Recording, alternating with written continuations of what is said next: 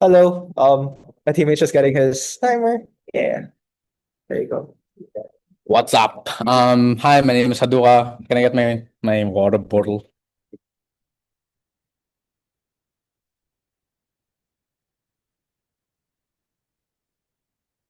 POS to voice to voice the POS because I cannot fit that. Thank you so much. Mm,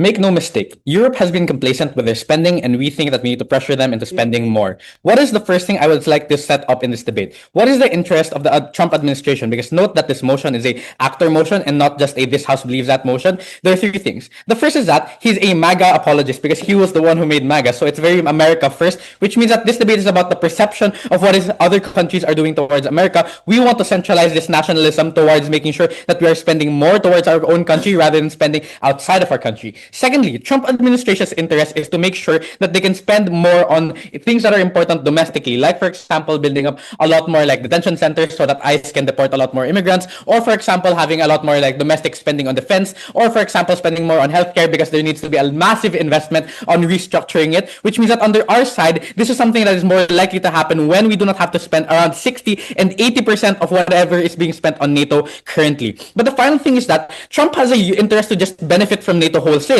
Why? It's because in status quo, under both sides, the current way is that Trump is losing and the United States is just losing more than they are benefiting from providing a lot of the benefits towards NATO, which means that this is inherently harmful currently. So the question of this debate is, how does the US benefit at least from NATO? First argument. Why do we think it's against Trump's interest to keep spending? Because we think it hurts Americans. The importance of this argument is that, like, the context here is that US is losing a lot of a lot from this relationship. Like the US is spending like way above 2% of their GDP, which means that they're spending around 60 to 80% of whatever NATO uses, which means that they're spending more to defend Europe than Europe to defend the United States. And we think that's inherently unjust. But the problem that this creates is that Trump is losing more money in NATO, means that they are losing a lot more money to be used on domestic spending. Things like we could have spent using defending more of our borders or sending immigrants outside of our country. Things like reforming healthcare, which needs massive reform right now because the vast majority of Americans understand that it is broken. But thirdly, the domestic economic expansion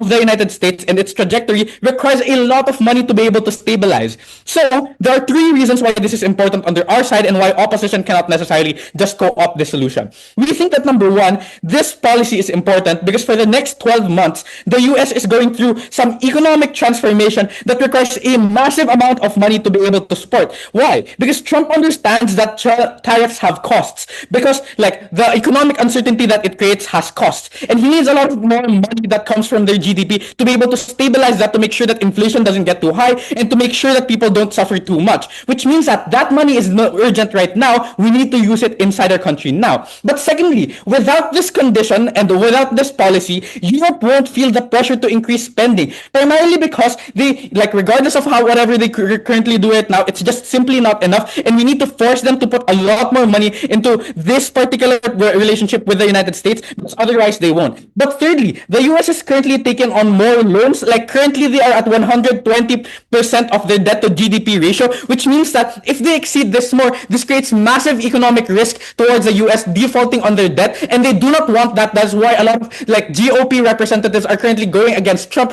and that's why Trump has a necessary incentive to make sure that they don't increase debt and just make sure that they get to retain a lot of the money that they own. What is this to say? This means that our policy is likely to look like, when we announce this to the world, NATO will feel the pressure of this and they will feel scared because they might lose a big partner in military, which means that they are likely to adjust within the next 12 months, which means that this is very likely. Why is this better? Two reasons. Number one, if NATO agrees, the US can finally resume spending above 2% and now just spending 2% is probably better. That is millions and billions of US dollars freed up to be able to spend on the things we told you were urgent right now and people need right now. Because otherwise, if you don't do that, there's massive risk, like people dying or Trump not being able to fulfill his campaign promises. But secondly, even if Europe does not fulfill this standard, we're perfectly okay with that, because not being able to spend 2% of our GDP is even more money to be able to spend on the things we need now. We think that is better for the American people, which Trump wants to vote for the next GOP representative, for example. The second argument is, why do we think that, the strategy for the next two arguments is like, there are two reasons why.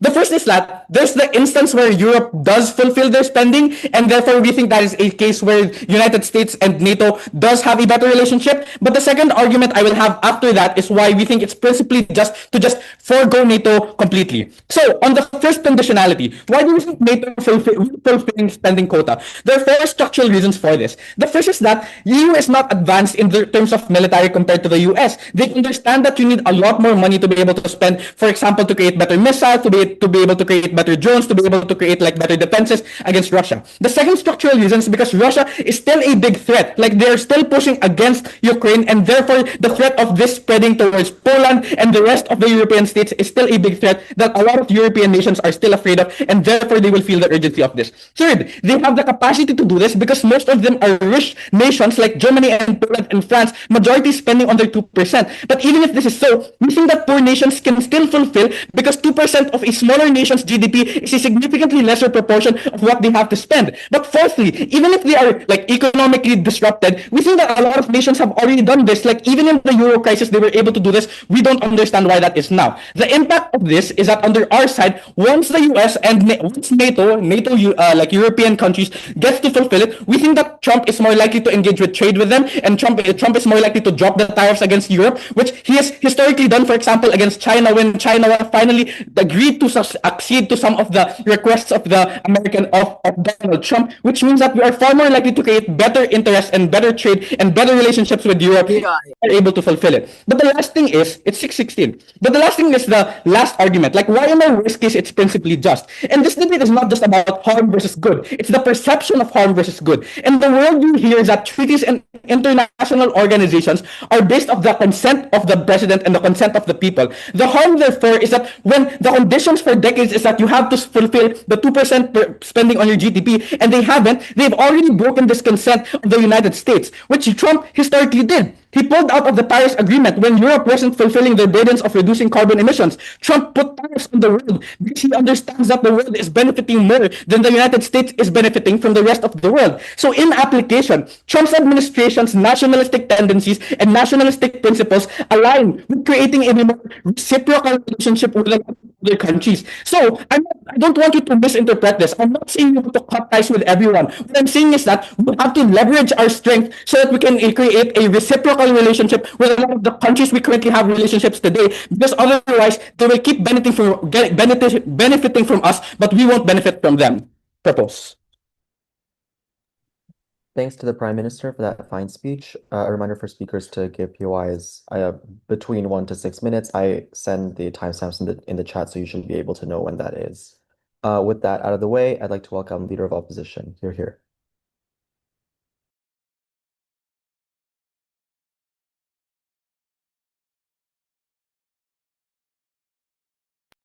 Hello, Emma Heard. I'm very sorry. I wasn't looking at the chat. All good, and yeah, we can hear you. Yeah, all right. Wait, I will just... Paano ba to?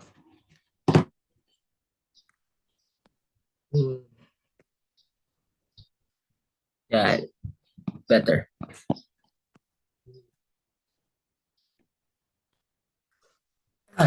All right.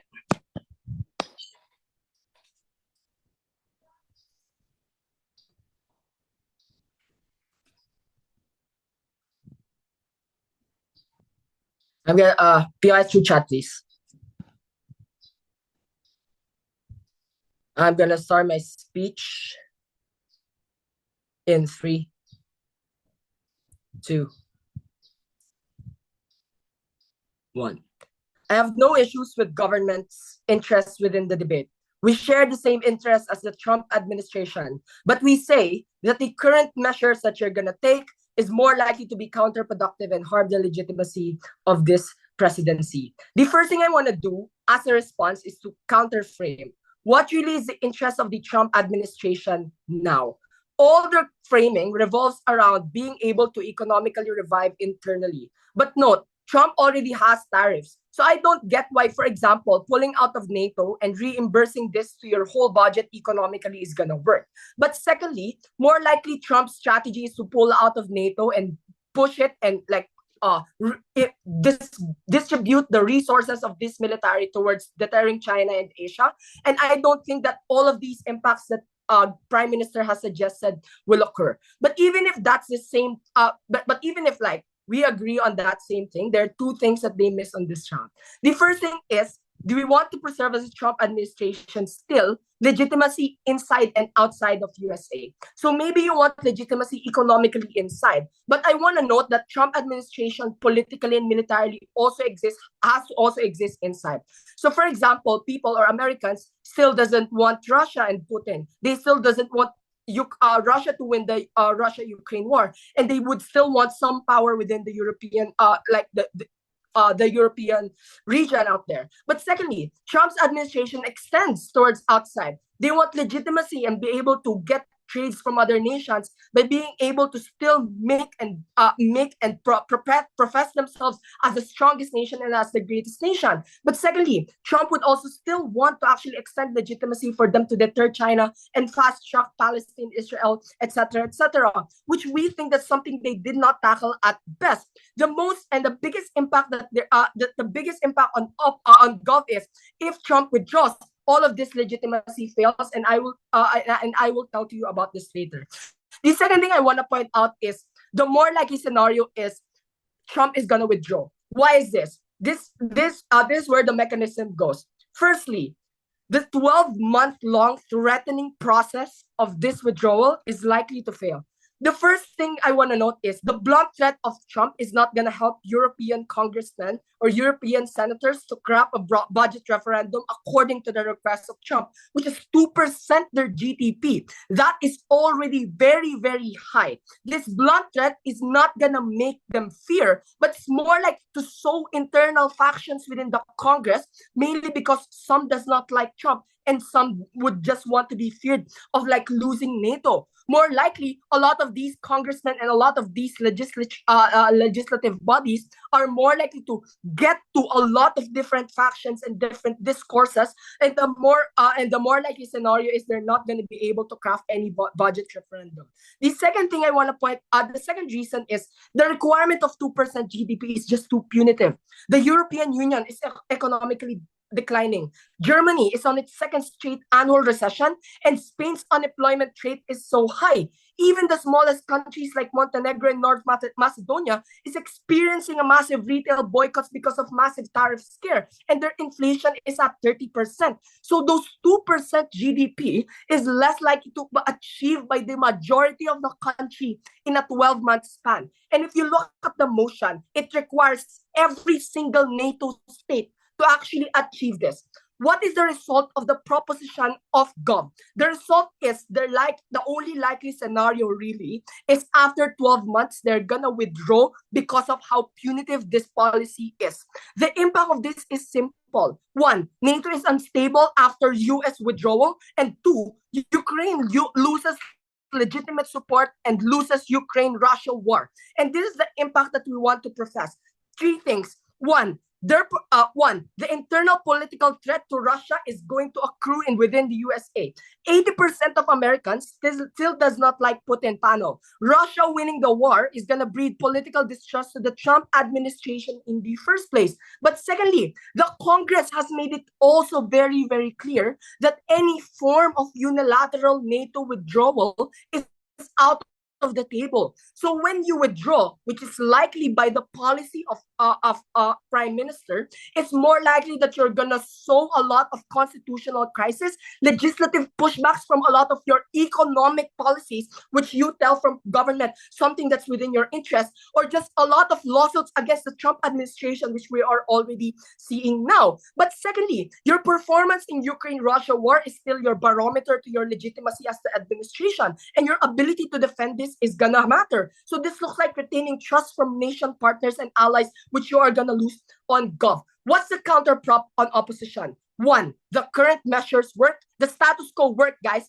The virtue signaling of Trump in interviews, through conferences, and through any other things are working. But just look at how the European Union has crafted a rearm Europe plan, which is an 800 billion euro arm plan of Europe in supporting Ukraine.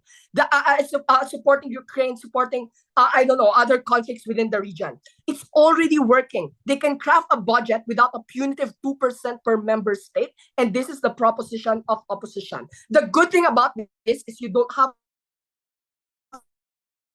to lose a lot of your significance and legitimacy, and you don't have to push NATO states to actually get that 2% GDP and therefore also lose and withdraw in the process. But even in the instance that you don't agree on all this, why the Trump's focus is on China and why withdrawing in NATO, or just the threat and just the punitive action of threatening allies within NATO is harmful. And this is where even if you actually get people or states to to actually accept your offer is still harmful. The first thing I want to note is it makes alliances built around Asia, or which is your current target now, very fragile and shaky. Things like the Quad, right? Your bilateral relations in South Korea, Philippines, and Japan. These are things that you want to protect. The internal democratic process of a lot of these nations are more likely to be strong right now. Even in the countries like the Philippines, a NATO withdrawal or a Trump threat to its allies is going to cause political unrest towards the DDS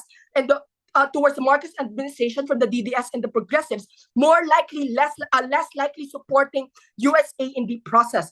Therefore, your legitimacy within Asia is also going to lose. But secondly, you lose in the propaganda war with China. China can exploit this. China can sow threats in Vietnam and other ASEAN states and tell them not to support USA. So all of the things that you have founded and built within Asia is gonna fall because the threat, because of just literally the threat that you are doing. We're very much proud to oppose. I'm very sorry with my voice. Thank you, Elo, for that fine speech. Another reminder to please take POIs as well as off POIs.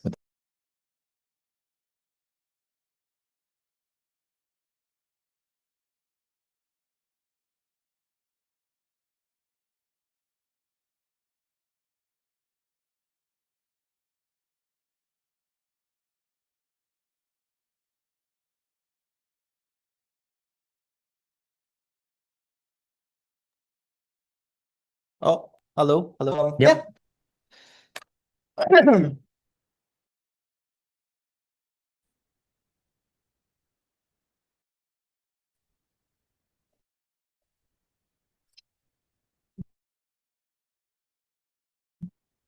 Any and all legitimacy the US had prior to this condition disappeared already at the point in which every single EU member state that was party to NATO started spending less and less relative to their constitutional requirement under NATO, specifically because this was already part of the deal when they signed into NATO. They were already required to spend 2%, but with time, they started decreasing their budget. And at this point in time, the EU started taking more and more advantage of the US because they knew and they felt that the US was always going to invest more and more despite them decreasing their investment. This is specifically when the US lost any extent of legitimacy because they were being taken advantage of. They were just being used. They were siphoning funds of the US, and to no avail did they even try to walk back on it.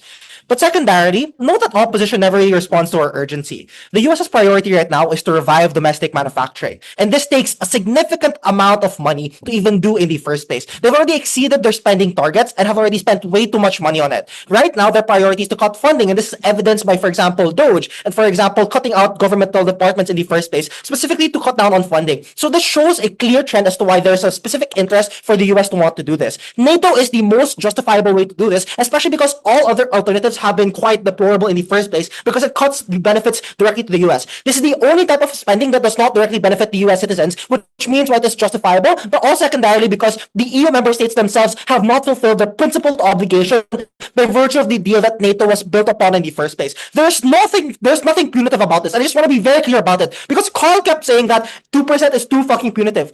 But the EU member states themselves signed into this. NATO itself was premised on the 2% of your GDP deal in the first place. So there was nothing unexpected. There was nothing punitive about it. It is specifically their mandate to do this. And if they violate it, then by all means, they have all the reason to tear out the deal and to leave NATO in the first place then. The first thing we want to deal with then is the idea on whether or not the EU is likely to opt in and can they necessarily have the capacity. Because everything Karl says is, oh, it's too much. There's massive economic instability. First,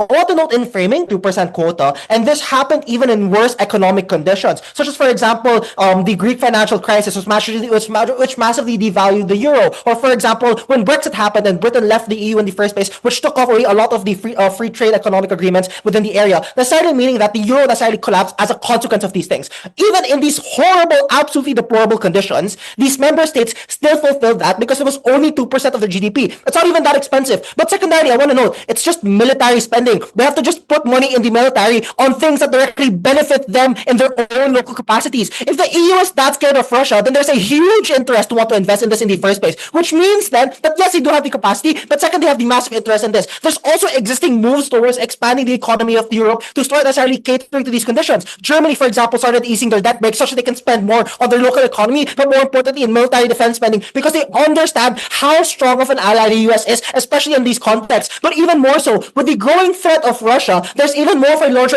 incentive for the EU to now invest more into their own military, because the US cannot simply do it all. They need more than just US investment into this in the first place. And the massive threat of the US creates a great incentive for them to want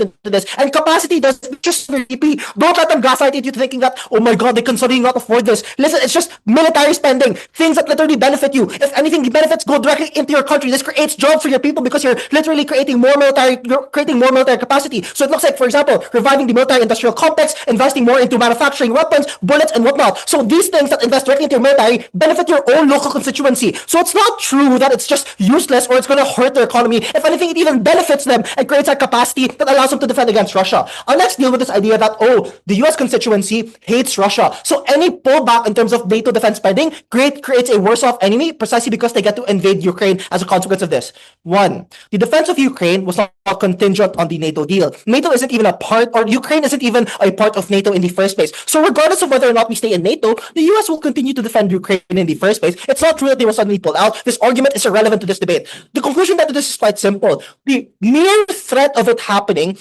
is sufficient reason as to why the EU will necessarily start investing in this in the first place, and this creates benefits for them. And the US has to be principally aligned with their goals right now, because if they have to continue spending so much more on NATO, it necessarily stifles their own domestic capacity. But secondarily, because regardless of whether or not it helps your own local domestic capacity, note that there is no benefit that the US is able to accrue as a consequence of them continually funding NATO in the first place, which means that regardless of this, you ought to leave it just simply by the fact that the EU is just not spending enough, and you are spending way too fucking much on it, so you ought to leave it in the first place. Lastly then, what is this implication of this then to legitimacy? First and foremost, your legitimacy is gone at the point in which you constantly overspend on it, and you still allow the EU member states to take advantage of you. If anything, you are seen as a laughing stock because the entire world will continue using you. Secondarily, this is a massive slap to the face of the Trump administration, because everything he has been doing has been evidenced by the fact that he no longer wants to be taken advantage of as the US in the first place, which means that he has a massive incentive to be principally aligned, in which he's able to leave NATO in the first place if they're not able to fulfill their end of the bargain. So if anything, it's massively prioritized by the EU to do this, but secondarily, even if they don't do this, it's still within your interest by virtue of you just spending way too much on it. Go. The problem with this argument is it's uncomparative. We explained that there's already a rearm Europe plan, 800 billion euros, to actually fund a lot of these military expeditions. A lot of economically good European states actually gets over the 2% to compensate to those who can't, provide for the 2%. Perfect. So you just demonstrated capacity for the EU to do this. So if anything, it clearly shows as to why they're not going to have to pull out of it in the first place. If your argument then in extension is going to be that the poor EU states are not going to be able to adjust, yes, they can. But also, even if they can't, it also necessarily benefits them. So there's an incentive for them to invest in it in the first place. And this is going to be necessarily supplemented by the US. So all they have to do is literally fulfill 2%, spend 2% on it. They get military help from the US as a consequence of this. If anything, they benefit massively from this. But even if it's is about these small EU states. Note that these small EU states are proximate to Ukraine. So if anything, their own security and defense is their priority, which is why they themselves are also incentivized to opt into this in the first place. They can afford it, and even if they can't, it's okay to sacrifice some short-term economic good precisely because your own safety and security as a country is a contingent on the US's protection. So if anything, what you have to do as the EU is to adjust to this. You have capacity, and if they're going to be able to fund it, then sure, even if they can't fund it themselves through their own local economy, other countries within the EU are going to give you financial assistance to be able to do this in the first place, because it is also their interest to keep the US in. Lastly, then, even if you don't do this, why is it still perfectly justifiable, and why do we ought to do it? We clearly proved to you from PM that one, you ought not to be taken advantage of anymore. It is principally aligned with your inherent interests, and you never really refute this. So to this extent, regardless of any outcome, the primary interest is still fulfilled on our side when the EU continues to slap our face and we then choose to pull out. On their side, they will still be a laughing stock. They will still be a laughing stock. They will continue to be taken advantage of, and there's something that we ought not to opt into at all in the first place. For all of these reasons, propose. Thank you, DPM, for that.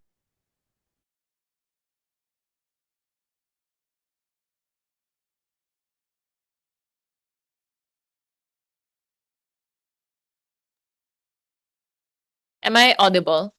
Yep.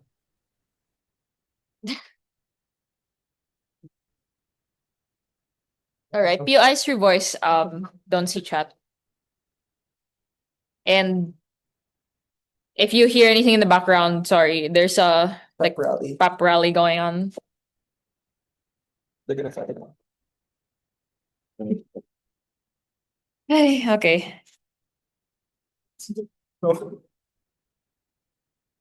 The priority of Trump is to get something from NATO, anything from NATO, because at this point in time, there is no mutual benefit. It is not a symbiotic relationship, and that is primarily the purpose of you joining international institutions in the first place. It is to not just give, but also take. The first issue is very clear on what exactly does America need right now, because I don't think that they're able to properly engage with the urgency that comes from Haduca in what specifically are the necessary reasons why the Trump administration needs to make pivotal decisions at this current time. I'm going to prove exactly why legitimacy isn't an actual issue and shouldn't be the goal of this debate. This is not the opposition clash that should be happening right now, but rather it is about domestic spending and where exactly do we get these citizens to better trust the administration in terms of how they are able to manage their fiscal policies. The first thing is I want to talk about is, they say that there's going to be less domestic unity over the Trump administration because a lot of people don't like Putin. They all agree that Russia should be fought against. The first thing is that unpredictability or the general idea of Trump being disagreeable is expected from Trump. Legitimacy was never a strong point as a politician. So I'm not quite clear why exactly it is about the ability for you to unify as a Trump administration that is exactly a harm for you as an administration in the first place. But the second thing is, Russia is less of a priority over spending right now. Because one, it is not a direct harm. Russia is all the way over there. You don't have any Russian missiles going through your airs, through your skies over right now. And there are no existing military tanks that are going over in the name of Russia. Compared to the proximity of taxes, of things like spending, of things like having to fund a lot of these programs, which are inevitably cutting off things like Medicaid and all of these things. All of this means that the priority of the people and the citizens and the senators and the Congress right now are less about Russia and are more about the spending and the domestic ways that you're able to decide over these policies. So even at that point, you can still neglect Russian threats because it's not a visible problem. To citizens on the ground, this is not the most important thing. But the second is, internationally, they say that, it's a precedent because people will not trust you because you leave organizations willy-nilly, or that in general, you're an unworkable partner. One, Trump's reputation is already decided upon by his tariffs, by the Paris Agreement. So I don't understand what's the extent of change. He's already left things in the past. He's already made that name for himself. What does specifically withdrawing from NATO change in terms of the debate? And what exactly in terms of the extent of his legitimacy is suddenly decreased? But the second is, they say that China will sow threats. But China sowing threats happen on either side. You can also reasonably say that having more debt coming from the US will probably mean that you're going to default as a country. That means you're also less likely to get the same allies and you are perceived as unstable. So it's symmetric on either side. China's a malevolent actor to the US. So it doesn't really matter for Trump at the point at which international legitimacy doesn't change anyway, in any way his decision making or his policy making. The necessity, therefore, is at the point at which Haduca told you it is about domestic sending. Because the point is, you have so many things to restructure. You have so many things to rebuild. You, as Trump, are already like exploring so many policies in order to cut a lot of spending. But the GOP, the senators, the Congress, the people on the ground still don't think it's enough. And at the point at which you're going to continue funding a lot of these military technologies, a lot of the military spending that comes from NATO, it is not beneficial for you when you don't see a return of investment, because you are not like actually benefiting from the protection. You're primarily protecting the European states. So it looks like how you have urgent domestic spending, like mitigating inflation. You have to like necessarily prevent all of the bloating debt burden, but also fulfilling your own campaign promises. These are things that you have to think about as Trump. Think of as the Trump administration, which you don't get anywhere when they say that the contingent mechanism is legitimacy. They don't prove any link towards why this will like lessen the burden of you as the Trump administration to fulfill these things. Therefore, this proves that the goal of this debate is about the urgency of spending and why exactly that money problem is so urgent right now. The second issue, therefore, is what is likely to happen with the threat of withdrawal. Because I don't think that they understand the spectrum that we were able to engage upon. So sure, we'll engage on our worst case and our best case. The first thing is that government says that, well, on our side, we think it's likely to pressure NATO members to pull their weight. And by the way, we gave you 4 very explicit reasons why this is likely to happen, both in incentives and in capacity. Firstly, the incentive. The EU does not have military expertise. They know that they need a strong ally, and the US the only one to be able to fill in that gap. Second, Russia is still an impending threat to Europe specifically. So there is no resolution in Ukraine, meaning that they still have to rely on the US for a lot of these things. That's its incentives. The capacity argument is simple. One, the spectrum of European nations still means that 2% is proportional. I think that they're mistaken the idea that 2% is just like a fixed rate at which you were able to spend these things. Obviously not. If your GDP is small, the 2% is small. But if you are a big country, your 2% is big as well. That is perfectly reasonable, and that's something that you were consenting to at the point at which you joined NATO. You asked to be in NATO. You saw these terms, you saw these conditions. But the second is, you could probably take it away from other budgets, like investment and welfare. Like, i.e., Germany was able to ease their debt break because of the fact that they wanted to spend more in these defense deals. But also, the EU already had defense deals worth $800 billion. So I'm not quite clear why exactly they're not willing to do these things at the point at which they're actively already finding ways to be able to be independently funding their military prowess. Lastly, therefore, let's go in the worst case, right? Worst case. We don't have legitimacy, but they have an economic crisis from spending. One, the legitimacy, the worst case of no legitimacy, that's still okay, because we can still rebuild it over time. It lasts as long as the administration happens, but we can make up that loss with other policies. We can regain trust. We can do a lot of things to be able to bring back that legitimacy. On their side, that economic crisis is irreversible damage. They cannot necessarily say that they're able to suddenly, get rid of debt in general with trillions of debt. I'm not quite clear where they're gonna get their bailout loan from, or how they're able to spend all of these things in a way that they can still fulfill their campaign promises. At the point at which the economic crisis is going to be much more direct in harm, much more on scale and magnitude at the way the citizens are able to feel these things. The Trump administration does not want that. But even then, we still think that on principle, even if they have to leave this, and this is the most charitable response, by the way, it is okay, because the Trump administration knows that by the fact that they are withdrawing, they're no longer opting into a contract that has been violated already. It is not within their interest, because they already primarily know that you cannot be trusted as an organization if you yourself cannot follow the same terms you agreed upon at the point of your foundation. With all of these reasons, therefore, you ought to believe that in all cases, in all circumstances, we've proven to you very charitably why in the Trump administration, it's much more preferable that you're able to withdraw at the point at which you cannot fulfill this. But even if they can't fulfill it, at least we were able to pressure them into pulling their weight and being a better NATO member. All of these reasons propose. Thank you to the Gov Whip for that fine speech. Now I'd like to welcome Opposition Whip. Here. Hi, am I heard? Yep. Cool. Wait. I'll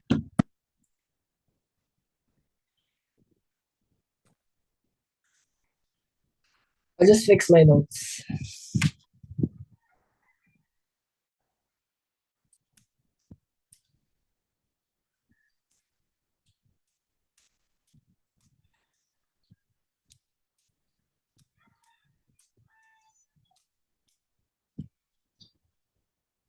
All right. I'm gonna start my speech. Oh, wait.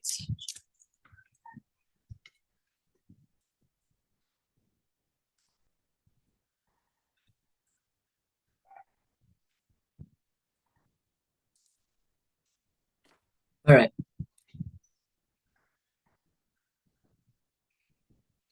I'm gonna start my speech in 3, 2, 1. I thought they're gonna run a China case, but government opted to get drunk of Trump propaganda that NATO spending is something that's not mutually beneficial to each other, which is false. And even as the Trump administration in this motion, I can definitely say it's false. There are two winning conditions that comes from Gulf. First, the economic interests of the Trump administration, and secondly, minimize the impact of legitimacy that we propose as the opposition side. Let's tackle the first thing. Economic interest of the Trump administration is to cut spending and restructure the government. The first thing I want to engage in this contention is the weird assumption that comes from government that when you spend less in NATO, you can reinvigorate your domestic market, like your American steel, whatever. The first easy response to this, not weighing yet, is that the legislative budget works in a different way, guys. So when you pull out from NATO does not mean that you can easily redistribute legislative budget towards, I don't know, education, or I don't know, domestic markets, etc., etc. It's more likely that you're going to pull out from NATO, it will stick to your military budget, and it will be used for another military expedition or any military action that the Trump administration wants. So any form of economic analysis or impact that comes from government is false, because when you pull out spending from NATO, you cannot easily restructure and realign this towards another economic policy or to any other policy. But the second thing is just reality check. Even if it's true, the economic strategy of Trump in the economy is not to put national budget towards their domestic market, but more likely it's through tarification. It's not necessarily super intervening. It's more likely just tarification to be able to protect their domestic market.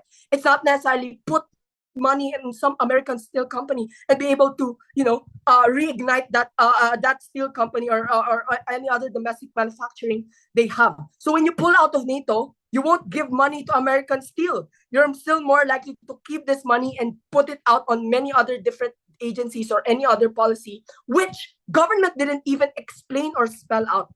The last thing I want to engage and say is that even if you agree that this is true, I want to create an economic analysis of how important NATO is. Is this an extension from Kirby's response? It is not mutual. It is mutually beneficial to the Trump administration or even USA as a whole on how NATO actually affects the economy. A lot of NATO naval vessels, naval bases in Mediterranean is actually helping in trying to track and oversee trades and ships within the Suez Canal. A lot of different naval bases in Persian Gulf is there because of NATO, because of the collaboration of NATO that the USA uses to oversee trade within the Persian Gulf, which is actually their main interest because it's in their oil. The economic analysis here is very simple. It may not be as direct as government says, but all other military spending and the collaboration of NATO spending is something that's important to the economy of the USA, because this is where they get either legitimacy or just heavy physical threat in all other trade routes you can get. And therefore, the economy of the USA is going to fall if you start withdrawing from NATO, or if you just even start shaking NATO's alliance and shaking NATO's unity in the first place. The weighing here is simple. At the last thing, even if you agree on every single thing that happens on government, it's still not it's still as significant on the economic interests of the Trump administration to the risk of losing all your allies in Europe, in Asia and other nations where you would have different bilateral trade agreements. Why? So the weighing here is, even if you reinvigorate, I don't know, domestic economic markets of some steel companies, it's not as significant to the trade relations you are giving up, which we actually explained from first and second. Before I proceed, yes.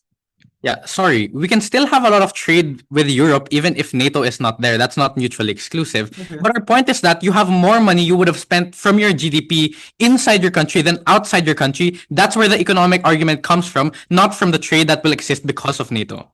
All right. The problem is you're assuming that governments can impact, governments in a capitalistic society can easily intervene and influence the economy. They can influence the economy through their policy, but they cannot give money to markets. They cannot they cannot pull out of NATO and give money to some corporations or some cronies. Or even if that's the logic, then it's much worse, because that's the Trump administration.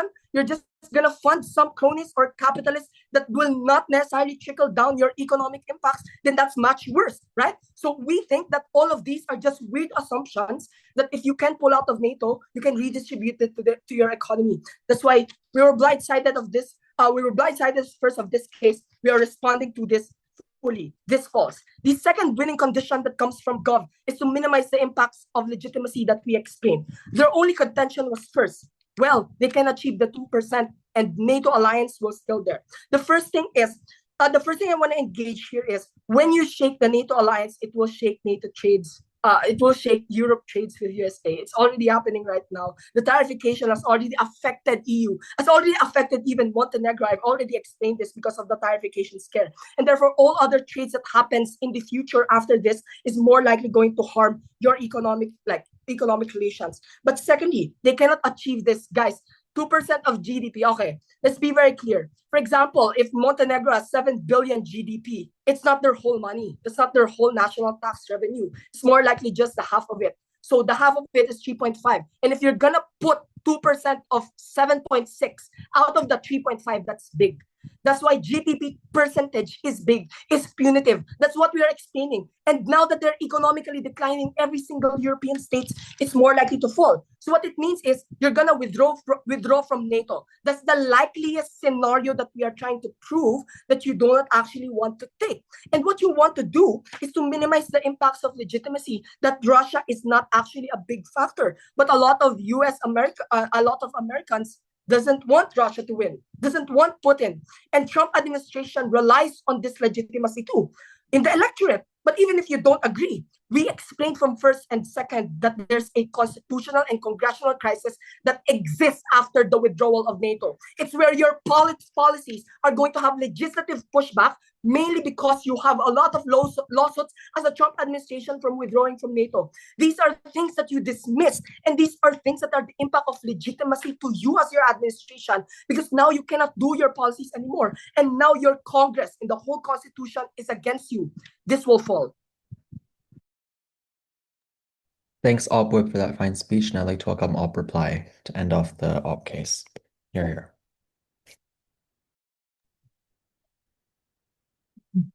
Great. I wish I could do a Trump impression, but I'm not talented enough. So he can do the Trump impression, but I can. Great.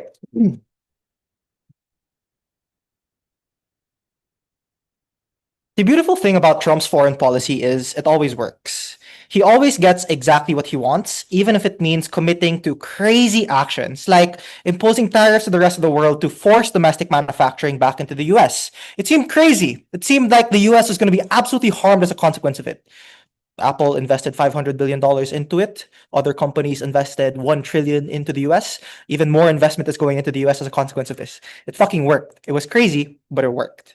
He has readily sacrificed legitimacy for his very own selfish interest. And government policy is perfectly in line with this administration and its interests. OpWhip calls us out for being drunk off Trumpist propaganda, but in an actor motion specific to the Trump administration, I suggest they try to drink some of the Kool-Aid if they want to win, because it's about his interests. It's about it being crazy. And this is a crazy man.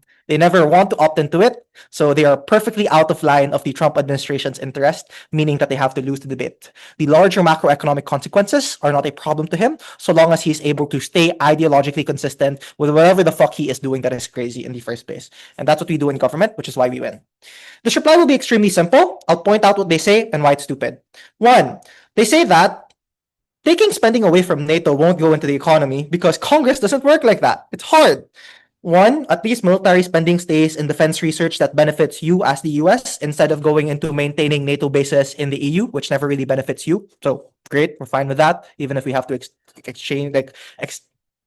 engage with that case, we're good with it. But also second, Congress does work like that. Note that Congress and the Senate is packed with Republicans and Trump cronies. So we can do this very easily, actually. The conclusion to this rebuttal is quite simple. It's good to decrease military spending, especially if it does not benefit you. If anything, pulling out of NATO is amazing for the US. Second, in terms of legitimacy, and they say a lot of things here. Karl keeps harping on about Montenegro. Oh my God, they're going to be hard economically. Does Trump care? No. So it's irrelevant to this debate. Second, they said it's harder to pass policies in Congress because you're less legitimate. But again, Congress and the Senate is packed with Republicans. So if anything, Democrats will continue rioting against you, which no, they're already doing. That has not stopped any fucking thing Trump has been doing. He has continued to oppress immigrants. He has continued to impose tariffs. Yesterday, he imposed a 25% tariff on Apple iPhones that are manufactured outside the US, imposed 50% tariffs on the EU. And he'll continue to do this because he's not stopped. None of his executive orders have been stopped as a consequence of this. The Fed, the Department of Justice, has been trying to strike out every fucking thing he's been doing. To no avail have they been successful. So if anything, all of the things opposition is fighting for is irrelevant, especially because Trump is readily willing to sacrifice all of these things. Firstly, because the extent of effectivity of legitimacy is not relevant to Trump. He continues to enact his power unwaningly, and it is not being held accountable at all. So if anything, there is no end outcome on their side that is necessarily achievable. Secondarily, and I want to note, legitimacy is also contingent on whether or not you're taken seriously. And note that right now, he is seen as illegitimate for many reasons, but even more so because of NATO, because the US specifically is spending way too much on it. So if you want any more legitimacy relative to NATO, if anything, pulling out is the appropriate reaction to the disproportionate spending that you have been doing. The reaction isn't to keep spending money on something that you're not benefiting off of. That makes you look stupid. That looks like investing more money into gambling that has no outcome. If anything, the appropriate reaction is pulling out. So if you want legitimacy relative to NATO, and this is the most direct outcome you get out of it, is you're able to only do this or achieve this when you pull out of it. By the end of this debate, the win condition of government is extremely simple. One, we're able to fulfill the primary interests of this crazy Trump administration that only government tries to play with. Opposition tries to be objective. That's not what Trump is. Second, all the benefits are contingent on whether or not you're able to pull out of NATO. On their side, you keep spending on it, and any benefit is quite speculative, especially in a world in which we don't even know what benefits you get out of it. Anything you get out of it is something that is only born out of US investment. So if anything, you can continue doing this absent NATO. For all these reasons, propose.